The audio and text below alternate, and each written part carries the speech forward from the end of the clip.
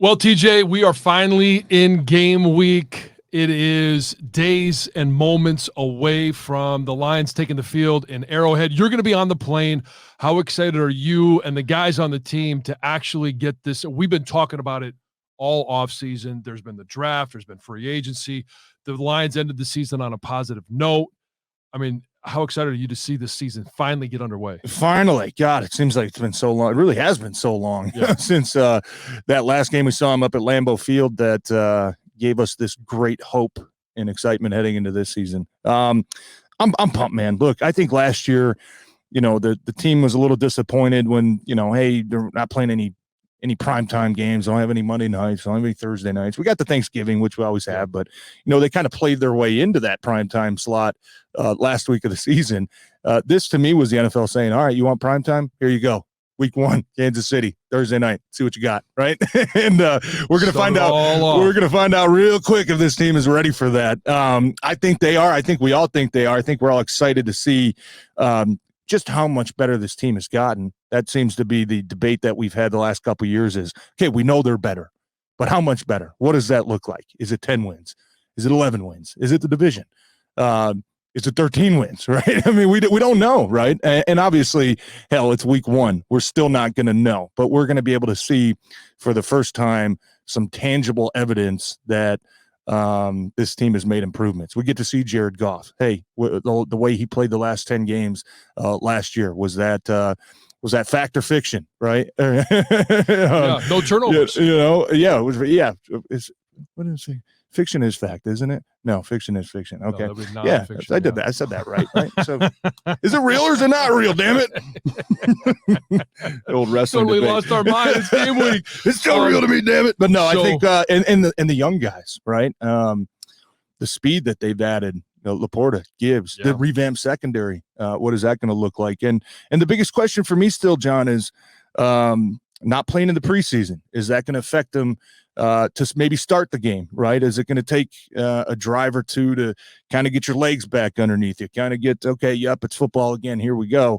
I hope that doesn't happen, because when you can't really afford a slow start when you play a team of Patrick Mahomes, Andy Reid, Travis Kelce of that caliber, you could be looking at a pretty deep hole. Those are storylines I'm going to be watching, but goddamn, it feels good to finally be here, finally watching real football again. This team, man, like you said, when the schedule came out, there ain't nowhere to hide. You are Thursday night, national TV, the whole damn world watching. Let's see what these 2023 Lions are going to be about. There's nowhere to hide. There's no stopping, because as soon as they're done with that, obviously it's on to Seattle and the rest of the schedule. It's going to come and go, and it's going to go fast. Everybody's excited, probably except maybe one guy, and that's Isaiah Buggs. Buggs has found out, or at least he made the announcement that he was told he wasn't going to be active Thursday night. What do we read into this? Is this, he said it was because part of it was because he didn't participate in the voluntary off-season program. He talked about his wife having a baby. He wasn't here. You and I both know there's been a lot that's happened between then and now. And when it comes down to it, the 53 or 47 active guys that give them the best chance to win, they're going to be the guys that are active. But what's your take on Isaiah Buggs coming out and saying he's not right now going to be on the active roster active, game day actives on Thursday night? Yeah, I there's a couple different ways you look at it. You could say, hey, first thing, is this a schematic decision, right? We're playing Mahomes, we're playing a crafty quarterback, a guy that can move. Do we want to get a little bit more of our quickness on the field, right? Do we want to get, Pascal in there a little bit more, Levi in there a little bit more, who had a good preseason and is a better quick twitch athletic type of guy? John Kaminsky's a guy, he can play anywhere on the line, right? Do we want to line him up on the interior? So those are the first questions. Hey, is it just a schematic decision where, this week we want to go a little bit lighter, faster. Maybe next week we want to go a little bit heavier against the Seattle run-heavy team. Second part, look, I don't think the offseason had anything to do with this. I mean, you and I both damn well know if you're a good enough player, you're going to be playing, right? And the coaches know that too. They're not going to bench a guy because already been 100% laid down and paid. 100%. And then you look at the totality of the preseason as well. I mean, Isaiah Buggs was a guy that was playing a lot. I mean, he was in there hell, even I think the Carolina game playing well into the second half. And you're sitting there saying, all right, coaches, I mean, that's probably not punishment. Maybe it's more so we just got a lot of competition, man. And hey, just because you played a lot last year, you ain't guaranteed to play a lot this year. We've got some guys that are getting better. We've got some guys in here that are bringing the competition. You can't afford to get complacent and just think, oh, I was a starter last year, I'm the starter this year, I'm the guy. That's not always the case. And we know that, obviously. Onwuzurike coming back, we mentioned him missing all last year with the injury. I think they're excited about his path that he seems to be on right now. Broderick Martin, 3rd-round pick. Hey, hell, we knew when Brad Holmes took him, they kind of looked at him as a project-type player, but I think he might be a guy that's developing a little bit more quickly, that can get some snaps in there on the interior of that defensive line as well. Isaiah Buggs, though, look, I mean, I know this kid, I know him. I know what his teammates think of him. They all love him. They think he's a great dude. They think he's a great leader. He's going through a little adversity right now. But I would be surprised if he's the type of guy that just kind of lays down and becomes a concern in the locker room. I think he's going to hit a point where probably, and he already said, these are his words, that he's not playing this week. So we're not breaking any news, but I look for him to come back next week and say, you know what, man, like I got to step my shit up a little bit, right? That urgency's got to kick in. I want to be here for this team. I want to be playing. I want to contribute. I want to help. And I expect him to take that path when they get back to work after this Kansas City game. So I'm not really looking too much into that situation right now. I look at it and say, man, they feel like they got a lot of guys that can play in that interior spot. And that's a good problem to have because, quite frankly, we know last year that was one of the weaknesses of this team. And they feel better about it. And sometimes there's just got to be an odd man out. You and I both been a part of that for a long time in the NFL. And everybody takes their turn. And you can either do one of two things with it, man. You can go into a shelter and, feel sorry for yourself and, do the whole sympathy route, or you can put your head down and get back to work. I think Buggs is going to be that type of dude that puts his head down and gets back to work. So we're talking about the defensive tackle, Isaiah Buggs, for the Lions. On the flip side, it's going to be a different defensive front as it stands right now, as we record this. And you and I have been refreshing our Twitter. We have been looking at the waiver wire. I mean, not the waiver wire, but every news outlet, because Chris Jones is still holding out. Charles Omenihu will not be a part of this Kansas City defensive front because he's been suspended for 6 games. And they're not going to have Frank Clark. He left in free agency. It's going to be a different defensive front. How much should this Lions team be able to take advantage of the absence of both Omenihu and Chris Jones? You have to. I mean, it's a non-negotiable. You absolutely have to. Chris Jones he's a game wrecker, right? We saw it in the Super Bowl. I mean, whether he was lining up over the center, over the guard, over the right tackle. I mean, the guy just found a way to make plays and just wreck your offense's day. He is just that type of player. Good for him, by the way, staying strong. Chris, you can come back next week, but good for you for staying strong. At least every penny you deserve. Just make it a couple more days, all right, buddy? Don't give us any heart any heart issues here on Wednesday. I don't want to see your name pop up. You have to take advantage, though. I mean, John, as a player, you look and you say, okay, you look at the injury report, and whether you're playing a guy like, Aaron Donald, Julius Peppers, Dwight Freeney, and hey, they're on the injury report on Thursday, right? Didn't practice. Okay, you try not to think about those things, but as you get closer to the game, you're like, okay, man, like, all right, this guy really might not be playing. And hey, we all love to play against top competition. That's why we had such long careers in the NFL, but the other team's missing a guy. I ain't upset about that. I'm not pouting about that. I'm not making a big deal about that, man. Go ahead, sit out, get healthy, bud. But to answer your question, man, they have to. I think it allows you to free up the offense a little bit more. Look, when you get together, and we all know that probably they spent a week probably in OTAs going over the Kansas City Chiefs. Oh, yeah. They probably spent a good portion of trying to at least start the initial game plan on offense for the Chiefs back in May and back in June.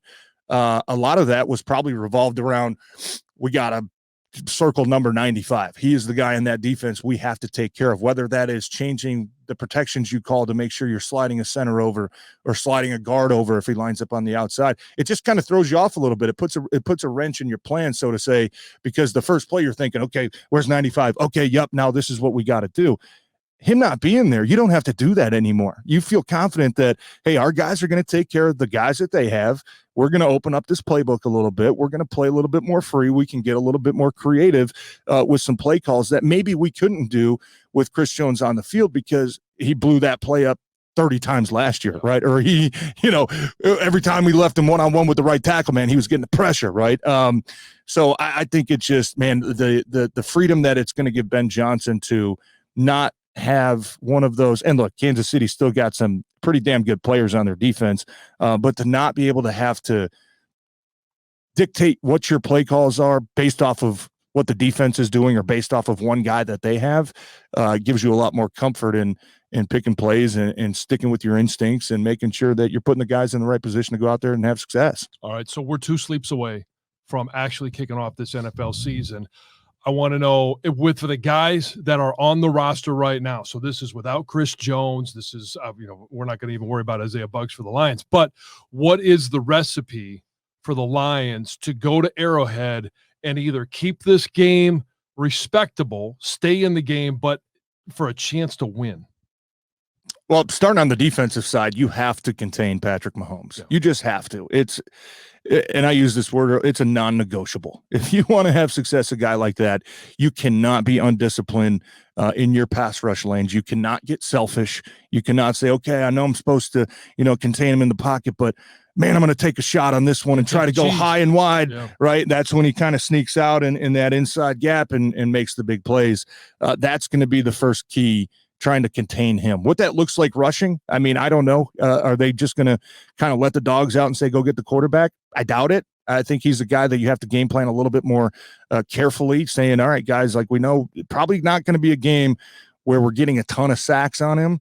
But if we can just clog up the middle, if we can clog up those rushing lanes to where he gets frustrated and where he's just kind of throwing the ball outside, or maybe you get some of those plays where he's running, 30 yards backwards, trying to scramble and find guys. Can you get him off rhythm a little bit? That's going to be the first key. Second key, look, and Coach hit on this last week, you got to know where 87's at. You got to track Travis Kelce. And Travis Kelce isn't a guy most of the time that just comes off and just, hey, I'm going to run a route, beat you right now. I mean, he's certainly that type of player, but a lot of his big plays come on these extended plays, come when Patrick Mahomes gets out of the pocket, when he starts scrambling, because naturally I think the instincts of the defensive players, eyes go to the quarterback, right? We want to see, is this guy going to run? What's he looking for, right? What's he doing? You have to change your instincts a little bit to say, right, I got to find 87. You know what I mean? Instead of tracking down Patrick Mahomes, let the other guys do that, right? I'm going to do my job. I got to stay with 87. That's going to be a key as well to see how you can limit Travis Kelce's production. He's going to get his. We know that. The guy is a fantastic player. He's a phenomenal athlete, great tight end. He's going to make his plays. But how can you limit it? How can you limit it in the red zone, right? How can you find a way? And Kansas City's going to move the ball at times too, but how can you limit them to kicking field goals, right? That's going to be the biggest thing for me defensively. And look, offensively, I think anytime you play against an opposing quarterback like Patrick Mahomes, like these top guys, it's right. The first thing the coaches talk about, we got to control the clock, right? We got to keep them on the field. We have to sustain drives. We have to be really good on first down, right? We don't want a whole bunch of second and longs and third and longs against the defense like this and just boom, punting it right back to him. Here comes Mahomes again. You want to keep these guys off the field. We obviously know that the Lions added some speed, added a whole lot of talent to their offense, but how can you maintain that identity of still being a tough, smash mouth, gritty football team, right? It's going to be running the ball, and it's going to be play action passes. Jared Goff, I think, for a couple of years now, I don't know if there's a better play action passer in the NFL. I mean, there's just something about him with his tendencies and with the motions. I mean, every play action pass looks like a run, and that's what it's supposed to do. That's why it works. The run and the play action pass is going to have to be huge. And I'm excited to see Ben Jansen said something, I don't know what he could be talking about, but he's like, we're going to use Gibbs in ways that, people never thought possible. And it's like, well, are they going to line this dude up at center or something? Like, what? Well, how many ways can you put a running back on the field? I'm excited to see what his production is going to look like, especially behind this starting 5 offensive line that hopefully we get to see. I say Healthy. hopefully because this time the last couple of years, there always seems to be something that pops up right before week 1. Hopefully these guys are bubble wrapped down in Allen Park right now. We get to see these 5 guys take the field for the first time since really all of them became teammates together. How is that going to look with Jahmyr Gibbs? How's that going to look with Dave Montgomery? Because Dave Montgomery, I think, is still a hell of a running back as well. Yeah, and so when I look at this, I'm with you. You've got to be able to control time of possession. You got to control the tempo of the game. And if Mahomes, Kelsey, and Gangs are not on the field, they can't harm you.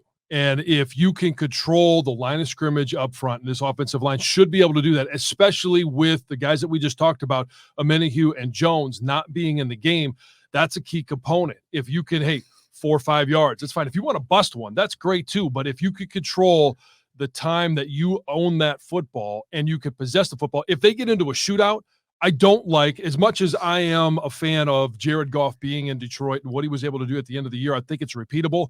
I don't think Jared Goff can get into a shootout with Patrick Mahomes. That's not a recipe for the Lions to win. What is a recipe is what you just said. Hey, handing the ball off, play action pass. I'm going to be very measured. I'm going to be a game manager.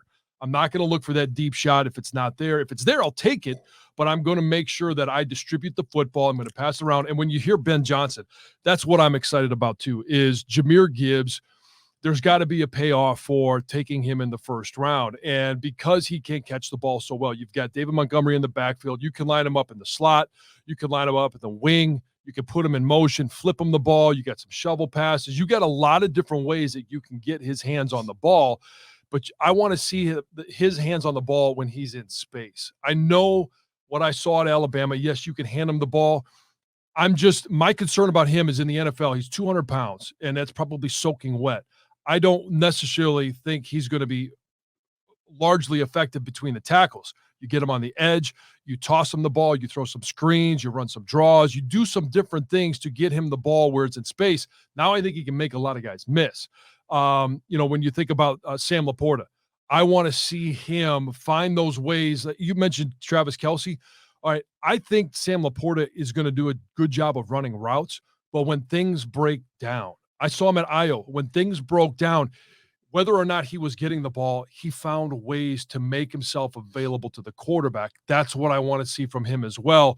And Jared Goff is by no means going to be extending plays as long as Patrick Mahomes is, but that quick outlet to him, I think, could be very effective. And then obviously it's fine as Ben Jansen using Jahmyr Gibbs and getting creative and getting him the ball. In doing that, if the attention is drawn a little bit to him of where is he on the field, where is he in motion, how do we defend him, you still got Amon-Ra St. Brown out there, and what are the creative ways that you continue to get him the ball?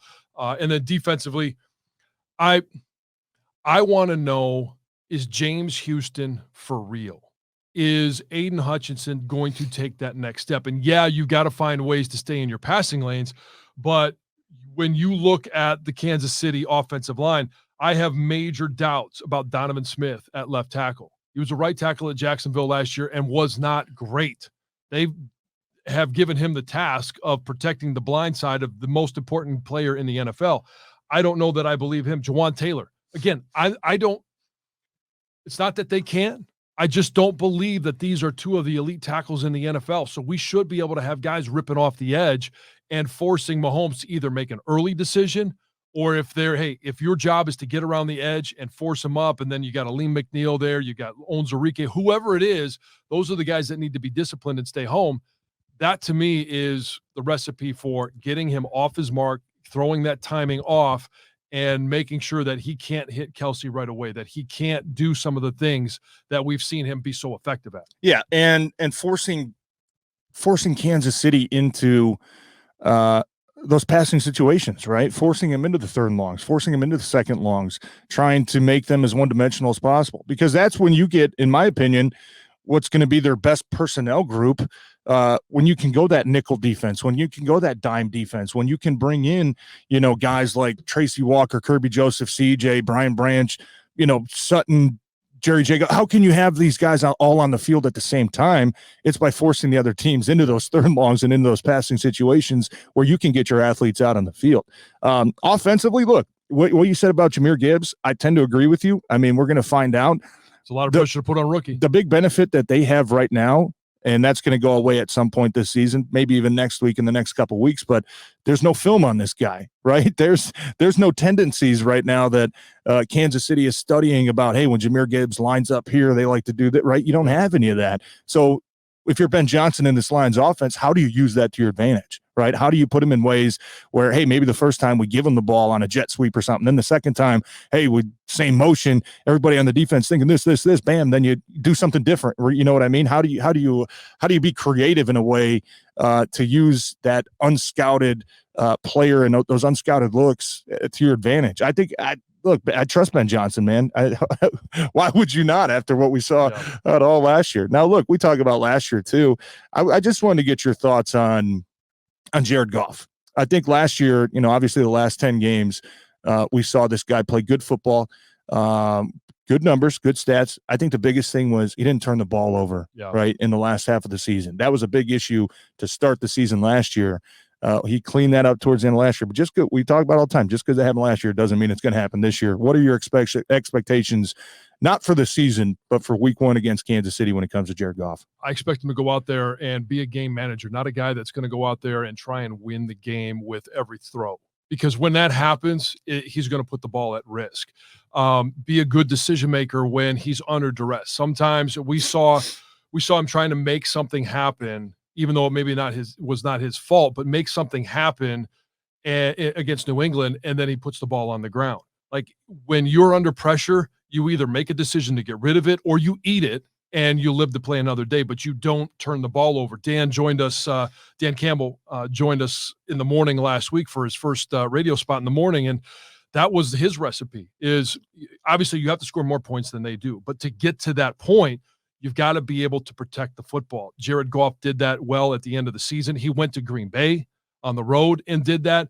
And now it's going to be a matter of, hey, how do they utilize the snap count to their advantage? How do they utilize matchups and creating some of those matchups to their advantage? And that's all to Goff-proof this offense. He can go out there and make plays, but Ben Jansen knows him better than anybody in the NFL right now. What can he do to give Jared Goff an advantage?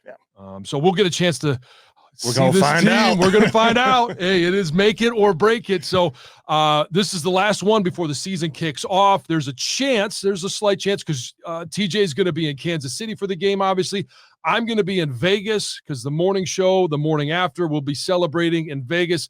I'm going to see if we can get a podcast out right after the game to talk about what we see, what we've learned, and what our expectations are moving forward with one data point for this NFL season and the Detroit Lions. We're excited about this kickoff, so make sure you stay here for all your Lions information, everything that is going on around the NFL and at Allen Park. Stay right here on Necessary Roughness.